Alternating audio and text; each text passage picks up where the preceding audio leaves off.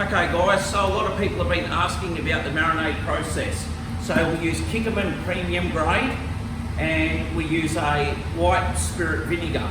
Now a lot of people are going to say, why are you doing it in boxes and small bottles like this? Because it's actually a lot easier to use. We can buy vinegar 1,000 litres at a time, but obviously a big peloton like that's extremely difficult to move around. And the soy sauce, you can get that in 200 litre drums, but a 200 litre drum is difficult to move around for staff, where these boxes of 18 litres are actually a lot easier, and it does actually work out a little bit cheaper in these than in the 200 litres. So I'm just going to show you now how we mix. Now we do have a mixer, but we're mixing by hand because I need to make a special tub holder for the mixer so we don't have to keep transferring the meat. So what we have here is we have two of the tubs that you would have seen us cut in an earlier video, and this tub here is going to become traditional and this tub here is going to become smoky. So we have the spice mix here. So this is a mixture of pepper and capsicum in that one, okay, and it's measured out to our recipe. So then what we do is we flip this lid over because we don't want the bottom of the lid, and then I just slowly put a little bit in and then I mix.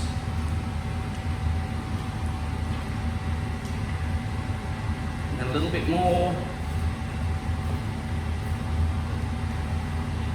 Now, it is very time consuming mixing by hand, and it is extremely cold as well. It's probably around 3 degrees centigrade, so it's just slightly above freezing temperature. It is actually easier to mix if the meat's a little bit warmer, but we like to keep things nice and cold.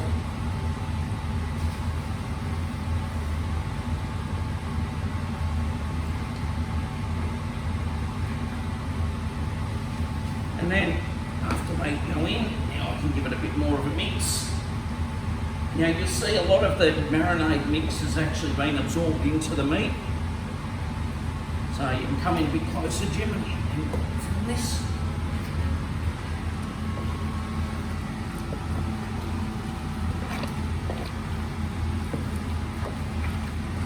So it is a lot easier with the machine, but as I said, I need to make a new tub holder for the machine, and unfortunately I don't know how to weld stainless steel, and it can be quite difficult to get someone to make custom parts.